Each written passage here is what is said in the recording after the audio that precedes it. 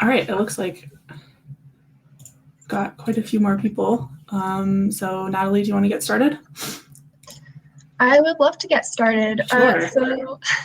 Welcome everybody.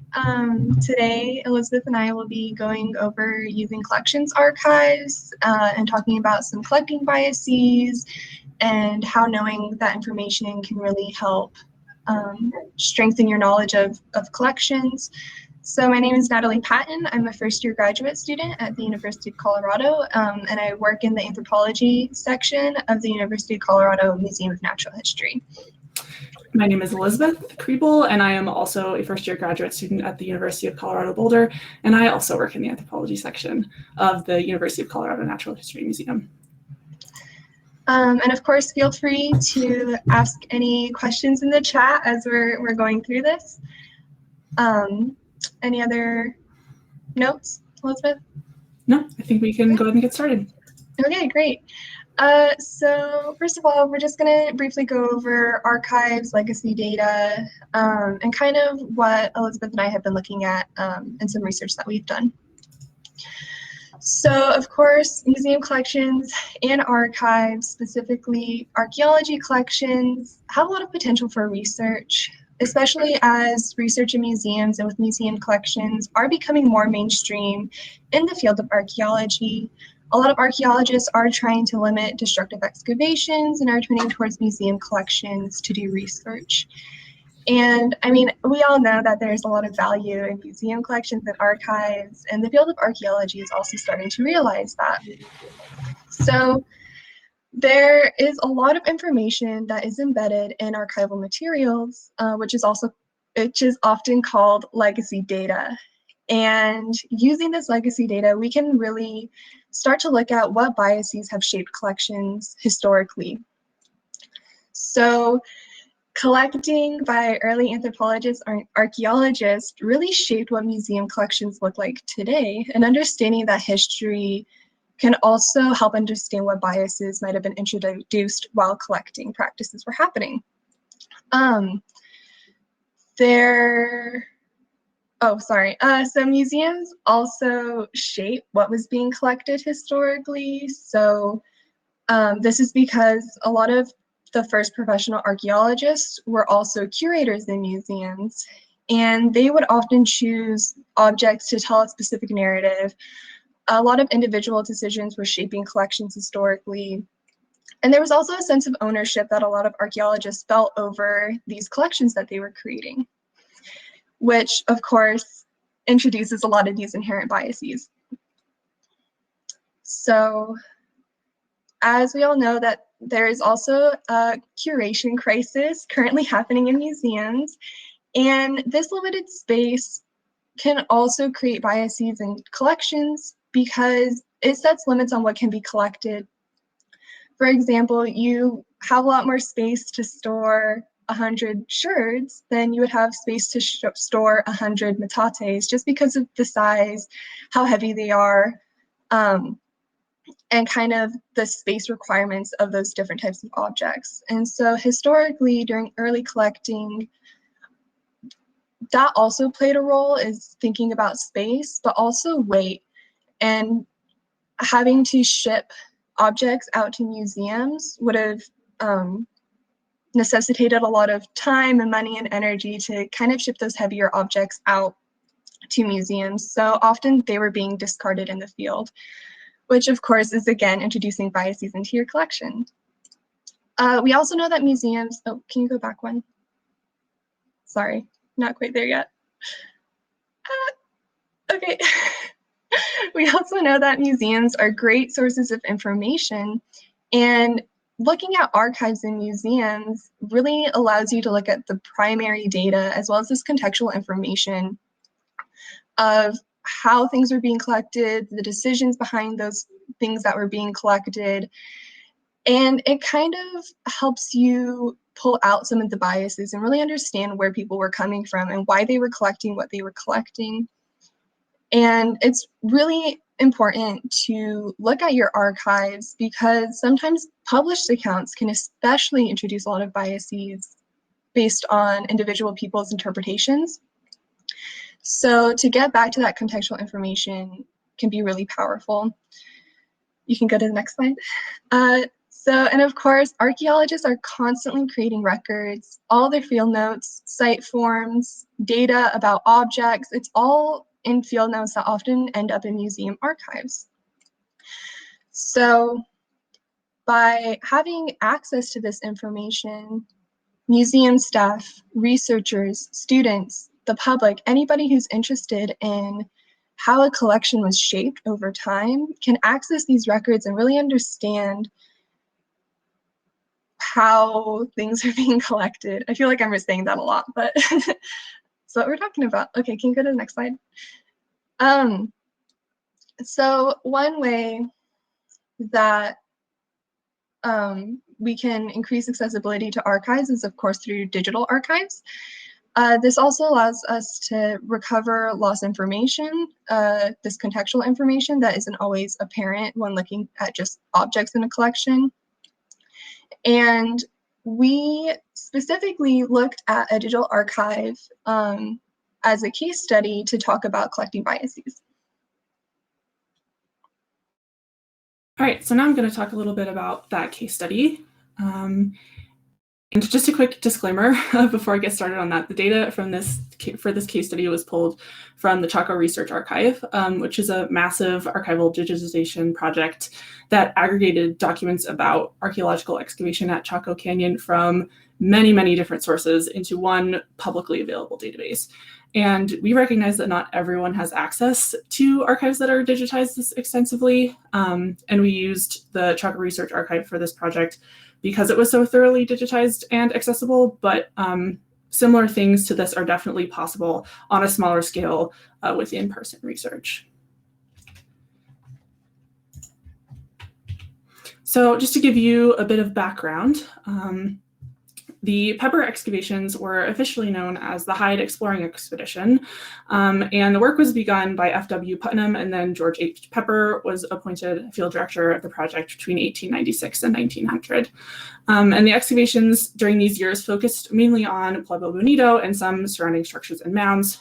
And over the 4 field seasons, 190 square rooms were excavated. And this project relies on data from those square rooms that were excavated in 1896 and also rooms excavated in 1899 and 1900.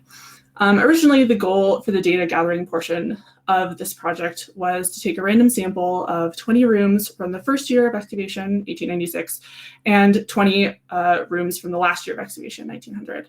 But there weren't enough rooms in the final year to generate a valid sample size in comparison to the first year. So to augment that sample size for the later years, rooms from 1899 were added to the sample. And 2 identical Excel spreadsheet databases, one for each phase, were created and used to record ledger entries from each room from the Chaco Research Archive and whether the objects in each entry were collected by the archaeologists or not. And these ledger entries were then compiled in order to understand what kinds of trends were happening as far as the types of objects being excavated and whether these objects were collected and donated to a museum or discarded at the excavation site. So just to take a look at the data here, in the first year of excavation, as you can see by the graph, there was a priority placed on collecting stone, animal bone, and other animal material, and non-wood plant material, things like seeds. There was less of a priority placed on ceramics, surprisingly, if you've been in archaeological collections, fossils, metal, minerals, shells, and wood.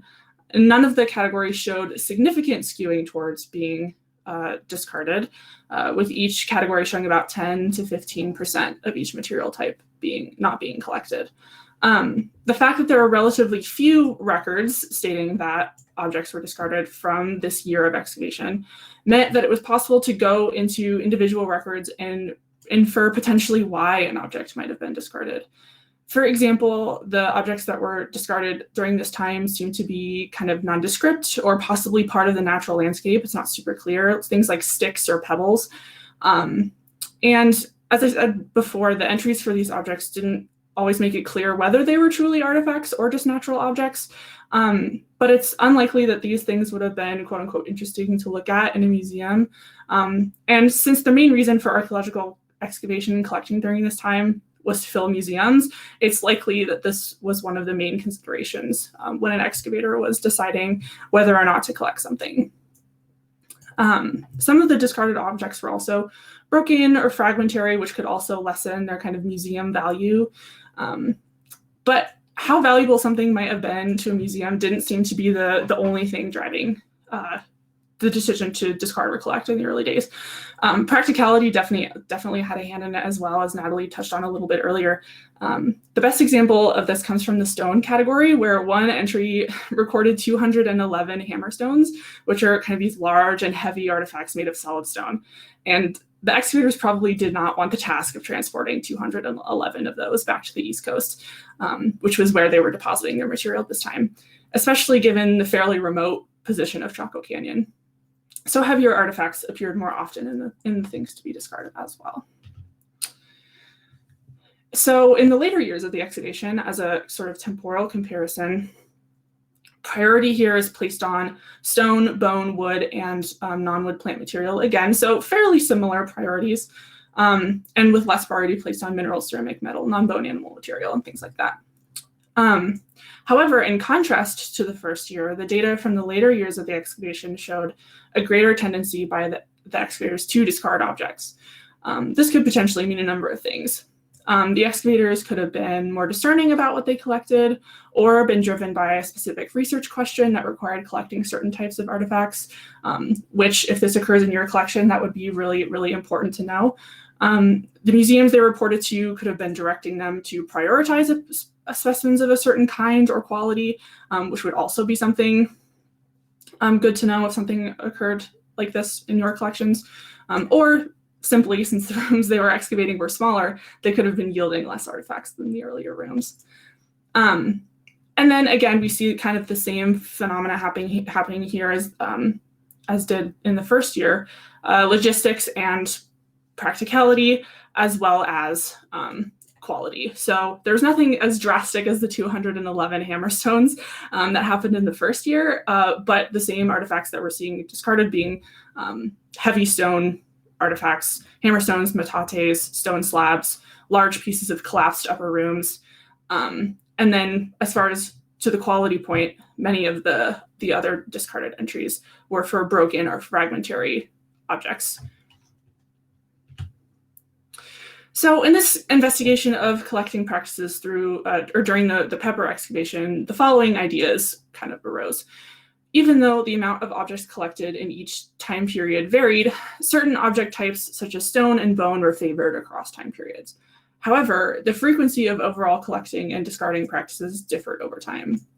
The decision to discard becomes fairly clear for the early years, seeming to follow a quote-unquote museum quality standard and the value judgments of the excavators, as well as practical constraints regarding the transport of larger objects. Another dimension of the research archive came in here as well to further contextualize the collecting decisions. Auxiliary documents like the excavation report and personal correspondence of people involved in the excavation provided an additional kind of more personal perspective on why this discarding trend might occur. The personal correspondence hinted at Pepper's absence from the excavation site at Pueblo Bonito in the later years, which could have affected the decisions, and also potentially a lack of funding being a driver for less thorough collecting and more discarding in the later years. So aside from ledgers and pure object statistics like the graphs that I showed you, personal archives can also be a huge asset when attempting to understand your collections in this way. So now that you have a real example of what archives can tell you about archaeological collections, we're going to bring things back to the present and share some ideas about how these concepts and ideas can be applied in real time in museum collections. Yeah, so of course it's really important to understand why what we're talking about is important, as Elizabeth said.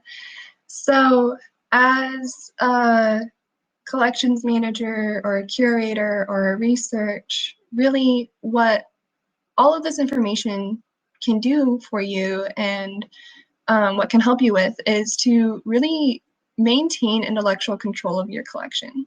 And you can go to the next slide.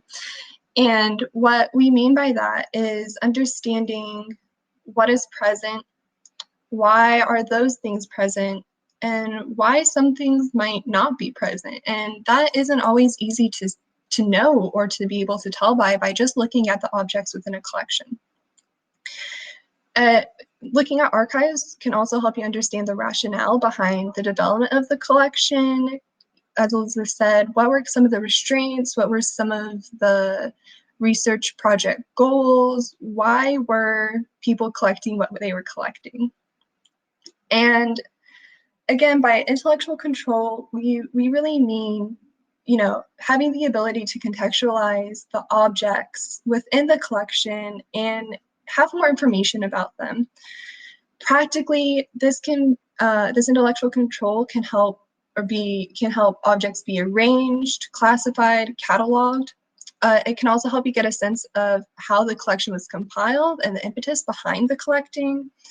And finally, it allows you to have the ability to locate relevant resources. If a researcher comes into your collection asking about a certain excavation or research project, knowing where that information is in your archives can also help you assist your community and people who are interested in your collections. There is also an opportunity for some possible outreach. Of course, museum-based research and reaching out to researchers who might be interested in studying in your collections. But it also just provides this richer context of your collection, and it can help you better connect to the community by developing this deeper connection to your audience. This can be done just by being transparent. Archives are this tool that can allow you to be more transparent about your collections, how they were created, who created them, why some things might not be in your collection. And of course, the big one is NAGPRA compliance. Having archives that contextualize objects in situ, right? And where things were in relation to maybe ancestral remains, where things were in relation to each other in the ground. A lot of that information isn't really easy to tell just by looking at objects. And so using archives can be this really powerful tool to make sure that during repatriation efforts that everything is getting repatriated that should be.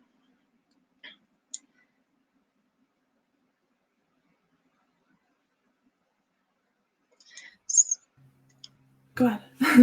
I was going to say, so I know that was kind of short, but we thought that we could open it up to a discussion and talk to everybody about what they've been seeing in their collections, if archives have ever been useful. And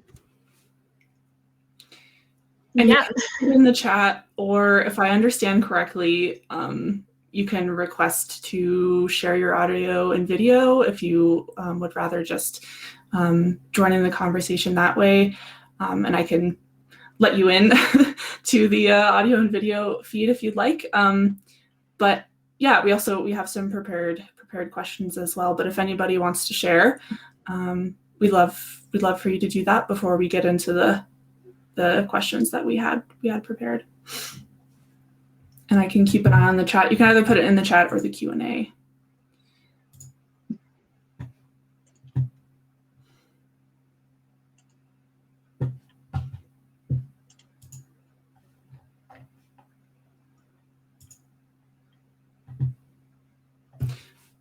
All right, cool. So it looks like we can just jump right into the questions. So the first one that we had, well, I guess we already kind of touched on this, but have you come up against any issues in your collection that has necessitated that you used your archives? And how did you do that? And what was that kind of process? Ooh, we have a question.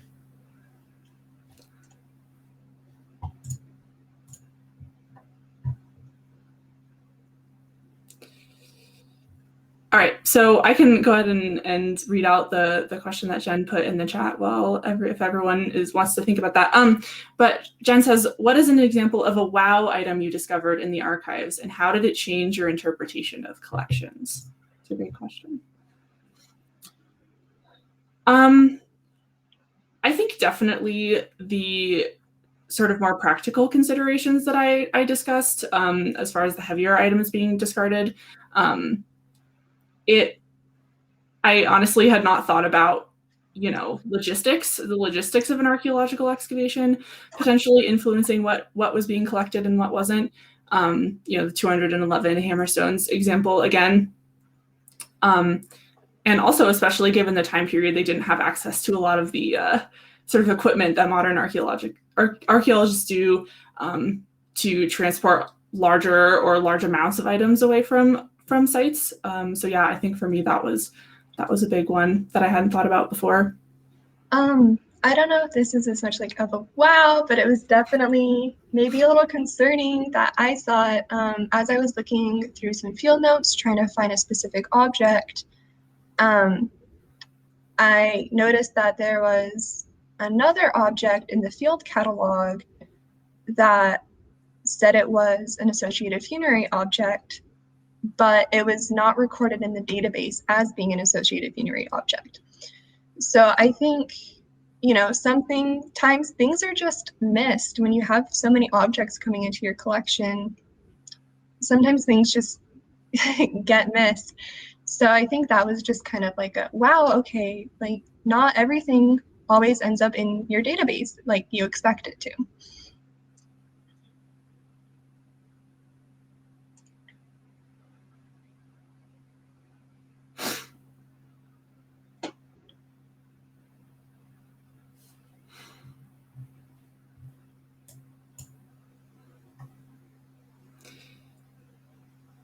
All right, do you want to move on to a different question, Natalie? Go ahead.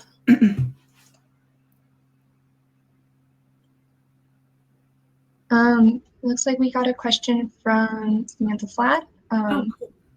What would you say to researchers who are hesitant to utilize historic archaeological collections because excavations were not conducted to modern standards?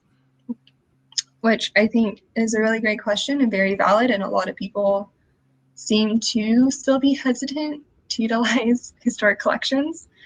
I would say it's better than nothing. Archaeology as a discipline, as a practice, as a science, it is, the pursuit of knowledge in some ways. And so if you just allow objects to sit in museums and have nobody study them and continue to do destructive excavations and just keep putting things in a museum and nobody ever looks at them, then what's the point of archaeology? Why are you excavating if you're not going to study what has been excavated already, right?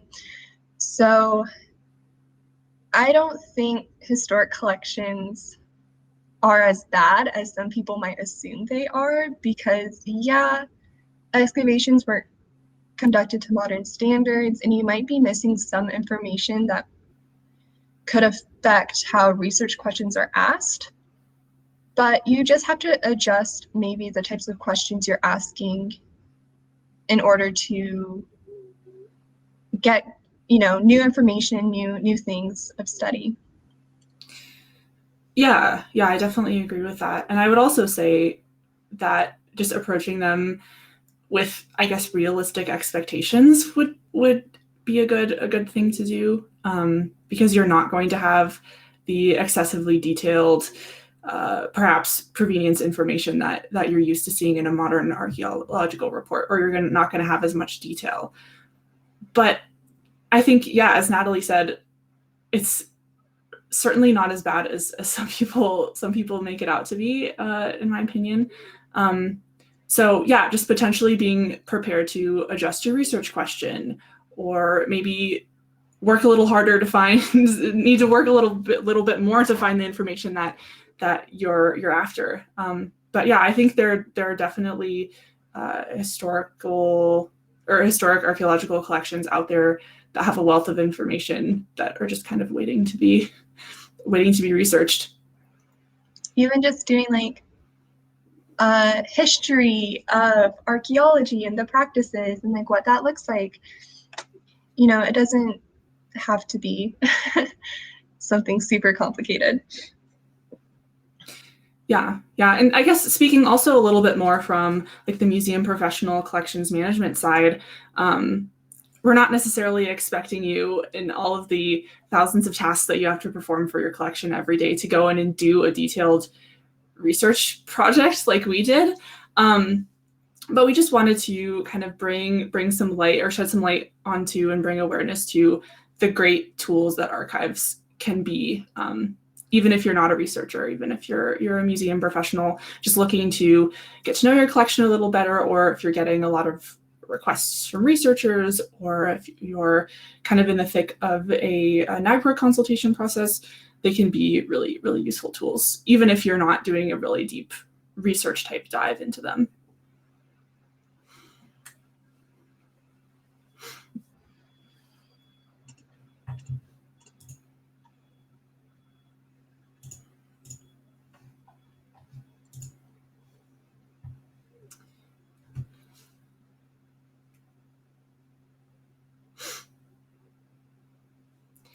So then I guess something that I would ask to the kind of collections managers, museum professionals out there is how often do you access your archives when working on projects? Is this something that you've come across? Has it become kind of a common practice? Are you interested in maybe looking into it more? I'm just curious to see,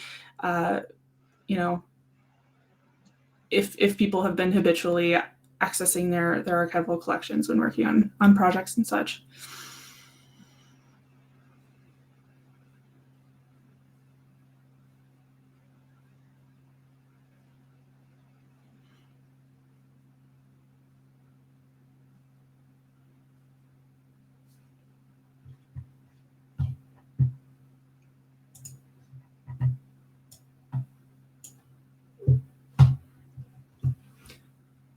Or if there are any other questions, you can pop them in the Q&A. Thanks to the people who have asked questions so far.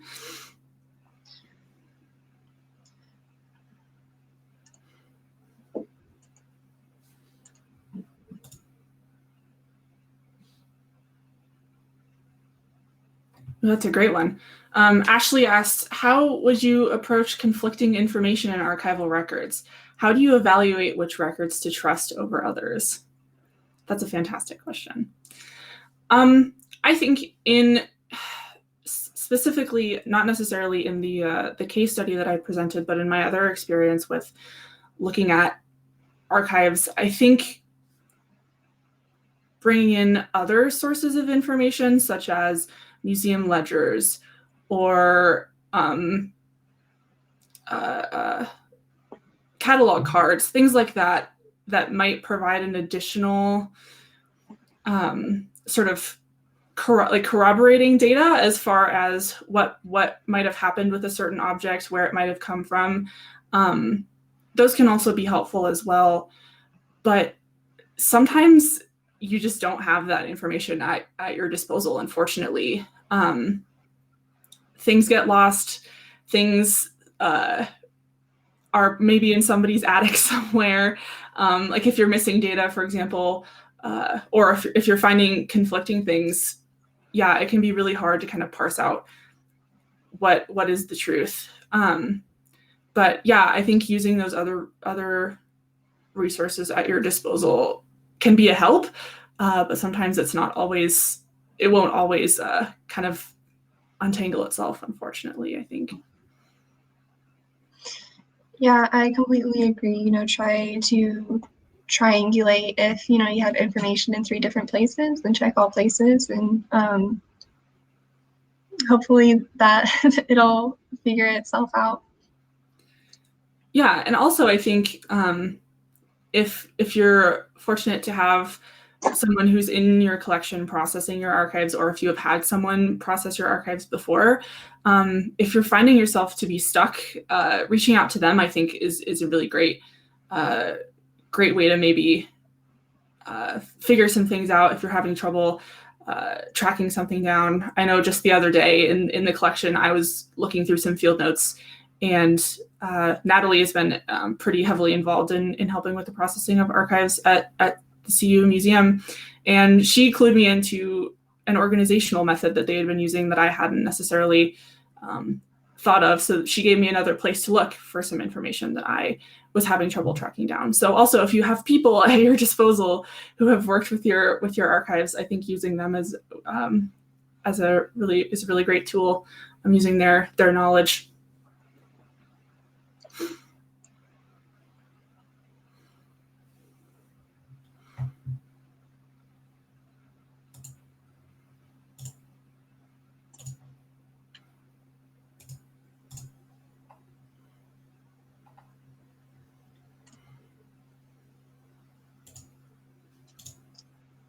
Another question from Emily. What was one of the most important things you learned from working on this project? It's just that you don't realize how much information.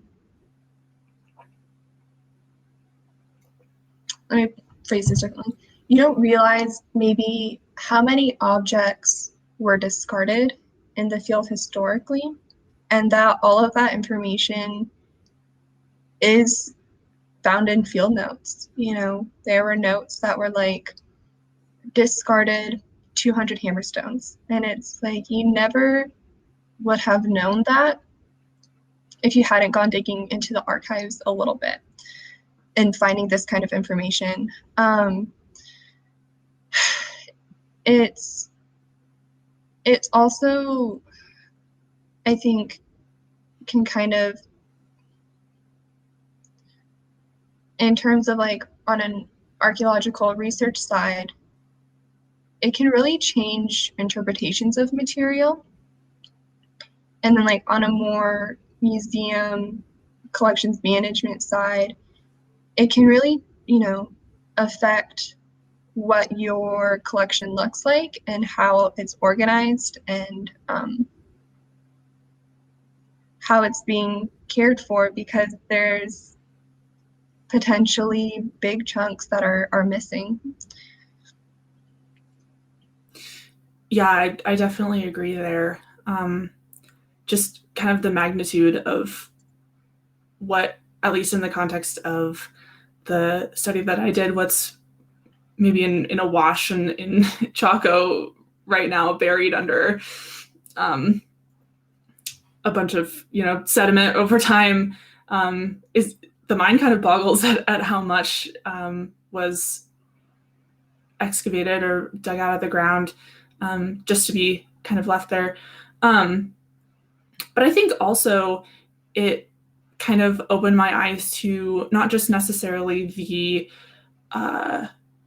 more data-heavy field notes as a tool, but the more personal archives is also as a tool as well, to get a picture of maybe what a particular archaeologist was thinking, or what they were kind of aiming for with their research goals.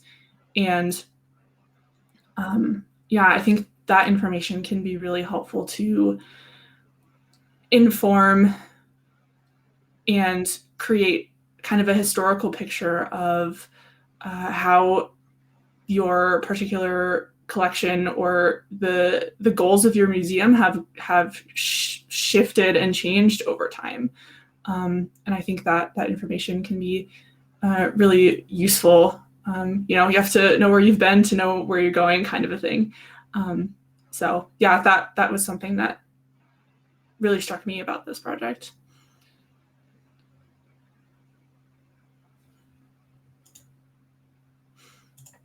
I think it also, again, really gives you this ability to be transparent with the communities that you're serving. It's just more information that you can provide about the inherent biases of your collection, how it was created, who was collecting objects, why they were collecting objects, the type of methods they were using. And so just, I think, museums are also moving towards that direction of like healing, right? Where finding more ways to think of how museums can be places of healing and be places that are transparent and serve their communities. Yeah, you got to it before I could say it. That's exactly what I was thinking. Definitely in the spirit of this conference, certainly, but yeah, like Natalie said, trending towards museums as a place of openness and transparency, and ensuring that communities that request information or need information, that you're able to provide that to them. So.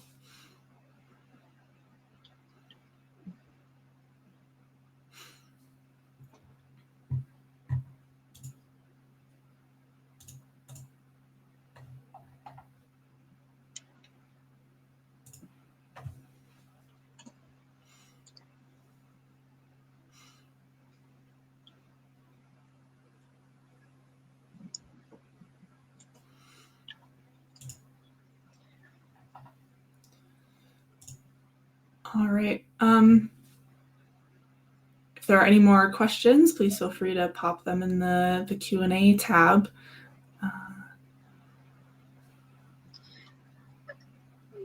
I do want to mention that this was, a student project that Elizabeth and I just found very interesting and wanted to share it with everybody. And we were definitely hoping to get some feedback in the sense that if like other people have encountered this in their museums and their collections, if people think that understanding collecting biases are important, or if it's just something that it's not really your job to do, or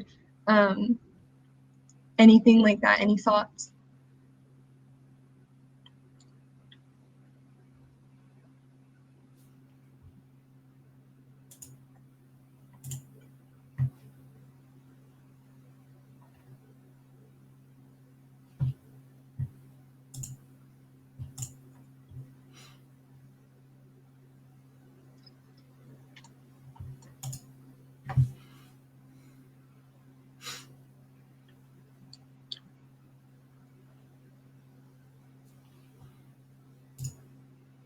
Oh, yeah, and just a quick plug here, looking at the people who are here, reminded me, if you want to hear more about using archives specifically in conjunction with NAGPRA and collaboration with Indigenous communities, there's a session tomorrow with Ashley Mugley and Will Gregg from CUMNH.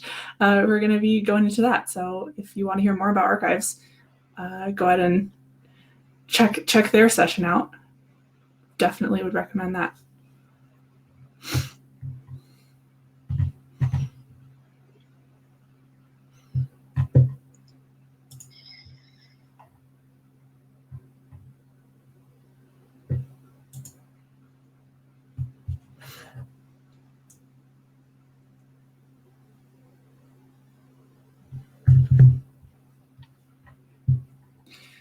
And also, just to reiterate, if you'd rather not type things in the chat, you can request to be let into the video feed here. So I can allow you in.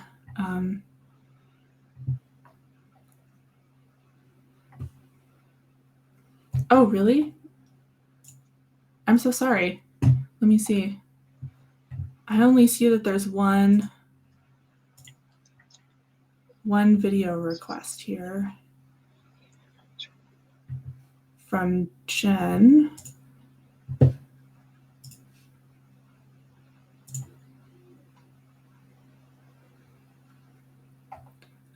Oh, hello. Hi, I hope other people can join in. I feel like you guys have set up a really nice opportunity for a conversation. I thought the thing at the top meant that 4 out of 9 are on video and 12 are just watching without requesting video, but I don't really know how this works. And let me do this.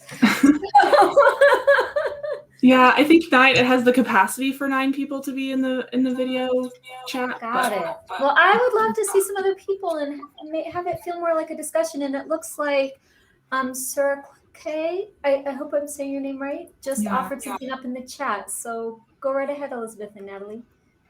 And please join us. Yeah. Yeah. So, yeah, I would love to hear what your process of reviewing is, like what that looks like. What steps are you taking to review the documents? And are you now going back into your database and cataloging that information that you're finding? And what does that look like?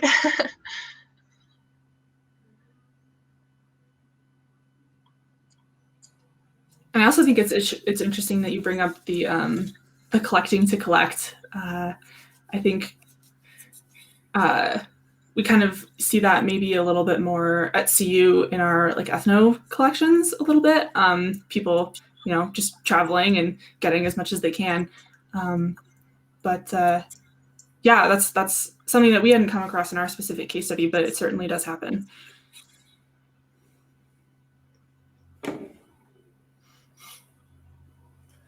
I have a story that comes from the Smithsonian, which was that the collection got moved from New York down to DC when it transitioned to a Smithsonian museum, the National Museum of the American Indian. And what they didn't know in the transfer was that there was the paper records and the library stayed in New York. And they found out years later that a collection that they thought didn't have a lot of documentation actually did. And then they did this retro project overseen by Anne McMullen where they scanned all of those materials and then attached the records to the database. And all of a sudden they had names for people who made things and all this kind of stuff. So I know about this more from the cultural items stuff, but I know in our museum, while we have tons of field notes and everything for archaeological materials, for the cultural items, we really only have 3 collections: the Navajo textiles, which is more an analysis, sheets about the textiles. We have letters on behalf of our Bougainville collection, and then we have a lot of information about the collector for one of our Plains collections, but very little about the objects that he collected. So I'm wondering if other people out there have, sought out maybe places where they didn't expect to find archives to elucidate what was in their collection or the people behind them. Or, we went to the 3 Tribes Museum that was on the reservation from which these items came from to learn more from them. And we created new archives. We created, video oral histories, and we documented all that and created new associated documentation based on our research. So I'm just wondering if other folks have engaged with associated documentation in ways that have helped them interpret their collection better and make it more accessible.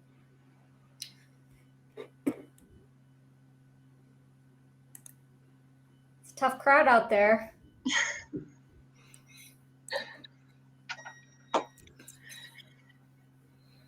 But yeah, I think your point to creating new archives is a really interesting one. And I guess for archaeology, it's really hard. But I mean, of course, like if you're talking about the Southwest, like you could definitely go to indigenous communities and maybe get their input and, like you said, create new archives about what may or may not be going on in your archaeology collections. So yeah, I think that's a really important and an interesting idea. Well, I'm wondering, because part of your kind of angle on this is the bias that happens in collecting, right? So now that you have this experience looking at these sort of practices in the past and the biases that you see in that, do you have suggestions for people who are creating new archaeological collections for the kinds of documentation that would be really helpful to have?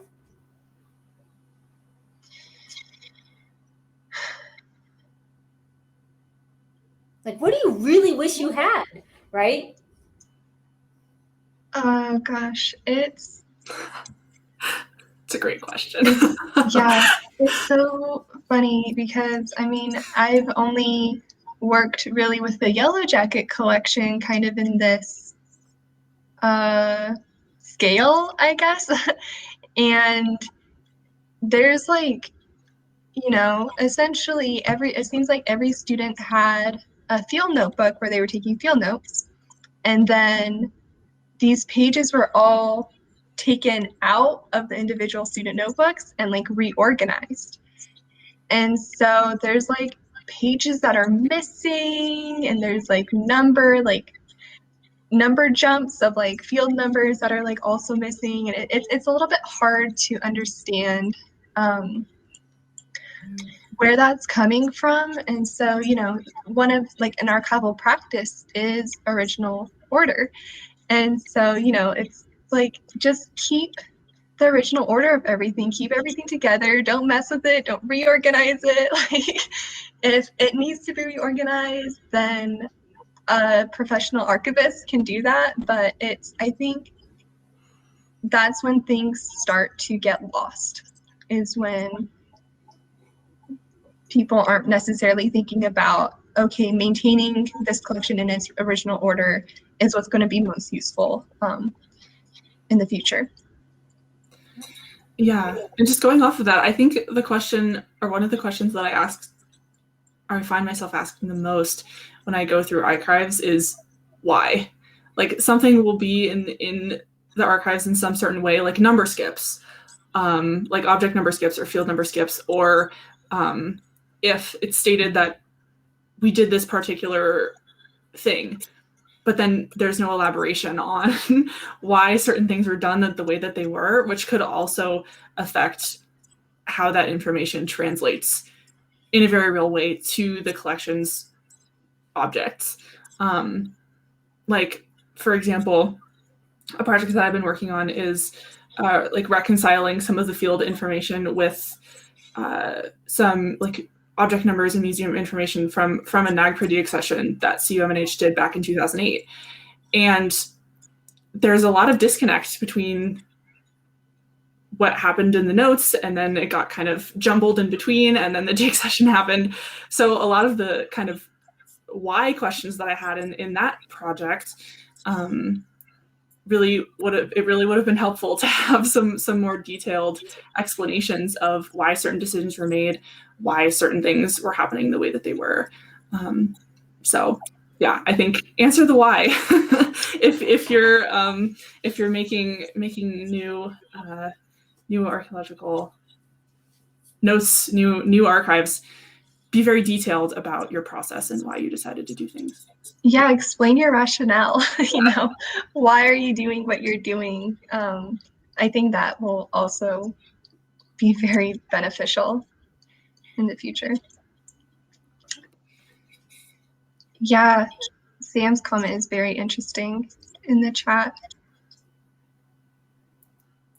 Yeah, that's also something really important to consider when you're considering collecting values. Certainly, is like, especially with these historical excavations, is this lens of, you know, white Western value judgments being placed on things, and how that might translate into what's considered, again, like the museum quality, or having something that is valuable to a museum, or even to, you know, a line of archaeological inquiry, is going to be very different depending on who you ask, right? So. Cool.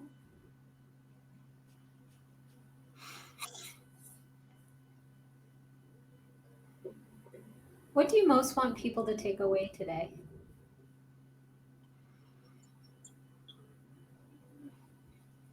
Use your archives if you can. Like we've said, can be a really fantastic tool to really contextualize things in your collection, and can really help you to better serve researchers, to better serve tribal communities that are coming to you for a consultation to better serve even, your exhibits department, for example, or your curators who are coming up with an exhibition and they want more information on a particular object or a particular person. They can, I think, really enrich the multitude of ways that museums serve communities, both internally in the museum and out in the world. So I think also accessibility is a big one. It's like making that information accessible, making it known how people can access that information. That's great. One of the things I know is that oftentimes when people host originating communities to collections, they only put out the items or the objects. And what I like about what you've presented is it reminds everyone there's also archives and associated documentation that, if you keep those connected, right, the items and the associated documentation and archives can be a much richer experience for people who come to learn and to study those items. So thank you. Thank you.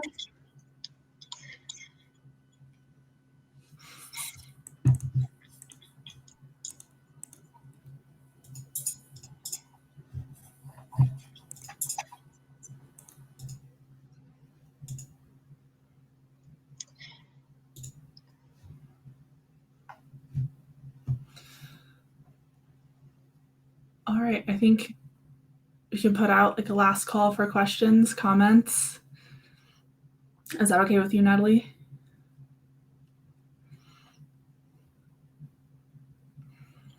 And thank you to everyone who submitted questions and shared their experience. It's really, really great chat so far. Sure, okay. Sam has a question. You guys have talked about this in a few ways, but can you highlight a bit more how archives sit at an important juncture between museums, researchers, and originating or descendant communities?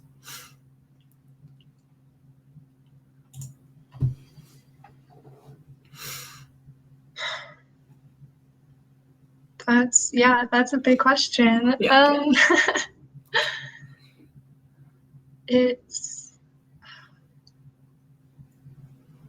I think I guess my first thoughts is that information can be interpreted in so many different ways, and one piece of information can be used a multitude of ways by many different people looking for different things. So, by having archives, which is just essentially like just this wealth of information and data, not only can museums use archives to have a better understanding of their collections, but archives are also really important to researchers who might need to know the context of a site. And again, with originating and descendant communities who might be coming into museums, this information can really provide a lot more detail than you can just get from objects.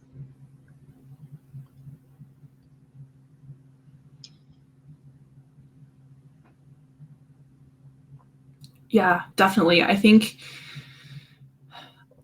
like Natalie said,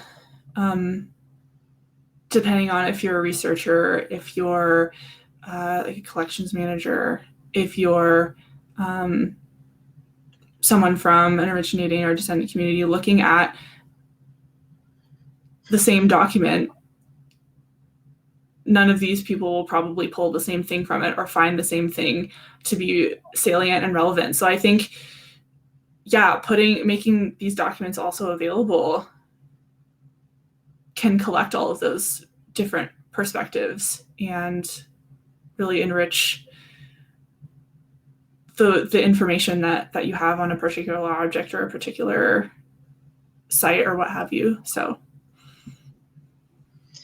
yeah, I also wanted to address Cirque's comment in the chat about, you know, this process of reviewing documents. And I don't think, it doesn't seem like there is a very clear like process, like, okay, where do you start? How do you start? What do you look at? What information is important? Because information that is important to you as a curator, collections manager, or an intern might be very different than a researcher or somebody from a descendant community.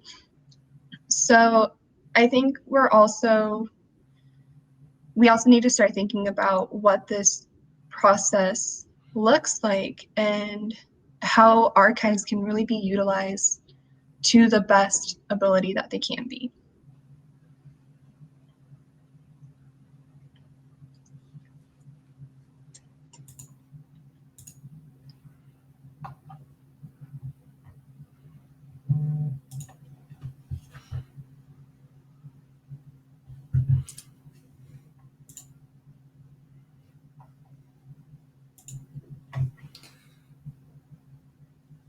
All right.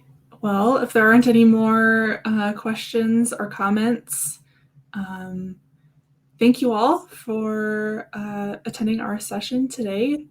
We appreciate it. We think this stuff is really interesting and really cool. So we are so happy that others thought so as well. And thanks for such a great discussion.